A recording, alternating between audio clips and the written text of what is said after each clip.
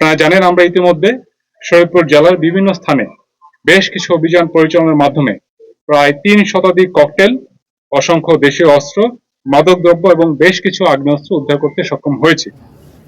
সেই ধারাবাহিকতায় গতকাল ৪ ফেব্রুয়ারি রাতে গোপন সংবাদের ভিত্তিতে শরীয়তপুর সদর আর্মি ক্যাম্প, নড়িয়া উপজেলা আর্মি ক্যাম্প ও ডামুড্ডা আর্মি ক্যাম্প হতে যৌথ বাহিনীর মাধ্যমে ৩টি অভিযান পরিচালনা করা হয়।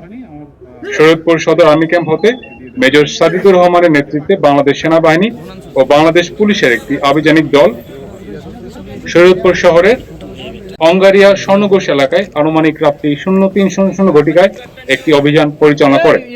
উক্ত অভিযানে একটি টমাহক শটগান, 2টি AK.22 bore semi automatic rifle, 3টি magazine, 71 round shotgun ammunition, 57 round rifle .22 barrel ammunition, 12 round 9mm pistol ammunition, একটি বিদেশি ডেকার এবং 3 বোতল বিদেশি মদ এবং মাদকদ্রব্য গ্রহণের সরঞ্জামাদি উদ্ধার করে। উক্ত ঘটনায় সম্পৃক্ততার জন্য সন্ত্রাসী মনসুর তালুকদারের স্ত্রী ইসমত জাহান ওরফে ইলোরা হাওলাদারকে গ্রেফতার করে। উল্লেখ্য যে সন্ত্রাসী মন্টু তালুকদারের বিরুদ্ধে বর্তমানে 7টি মামলা চলমান রয়েছে।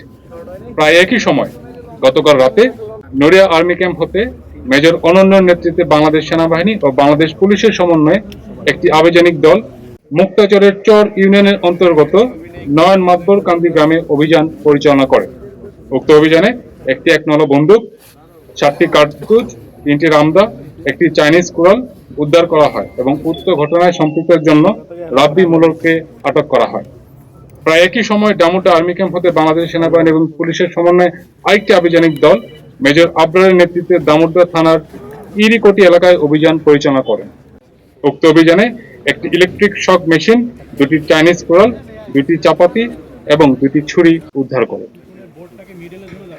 আসন্ন জাতীয় সংসদ নির্বাচন উপলক্ষে শরীয়তপুর জেলার সার্বিক আইন শৃঙ্খলা পরিস্থিতি নিয়ন্ত্রণ রাখার জন্য বাংলাদেশ সেনাবাহিনী অন্যান্য সকল আইন শৃঙ্খলা রক্ষাকারী বাহিনীর সাথে সমন্বয়পূর্বক কাজ করে চলেছে।